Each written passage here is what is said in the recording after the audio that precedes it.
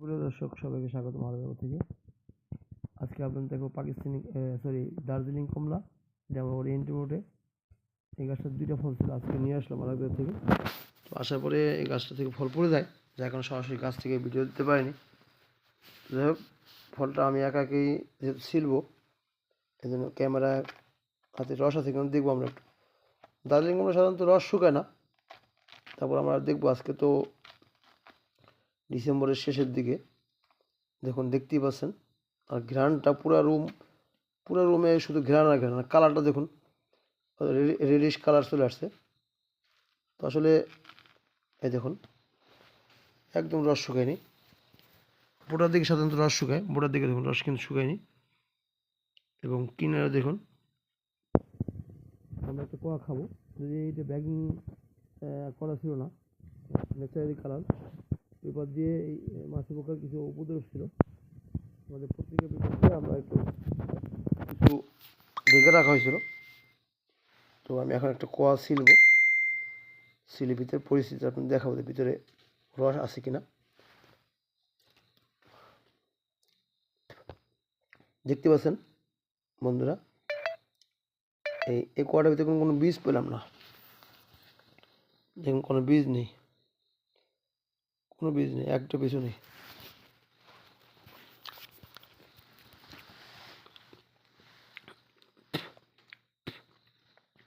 আলহামদুলিল্লাহ, কমলা যে মিষ্টি হয়, এত মিষ্টি হয় ভাই। এই দার্জিলিং কমলা ওরিয়েন্টের মধ্যে না খেয়ে বুঝতাম। আরও অনেক ধরনের কমলাই খাইছি, এটা একটা হালকা টকের সাথে অন্যরকম একটা স্বাদ, মানে এটা আপনাকে বোঝানো সম্ভব না। ভালো মিষ্টি এবং টক কোনো রকম হালকা। আমি শিওর যে আমার থেকে আপনাদের মুখে আরও বেশি স্বাদ লাগবে। আমি দেখবো এটা বীজ আছে কটা। এই কটা দুইটা বীজ দেখা যাচ্ছে, একটা কথা কোনো বীজ পাইনি। দেখুন আমি আরও কমলা চলতেছি, এটাতে বীজ পাওয়া গেছে একটা।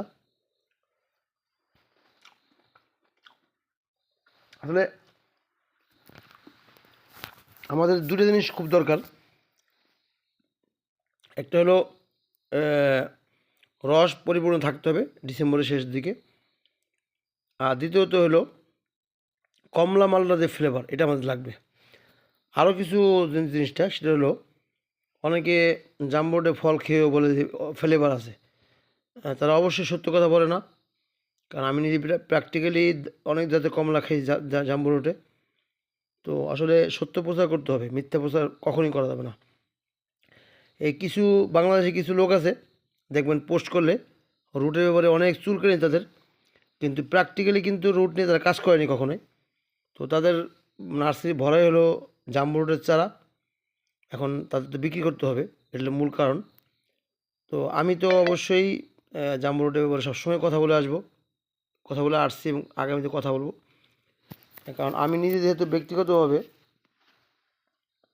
এই রুট নিয়ে খুব হতাশ, এবং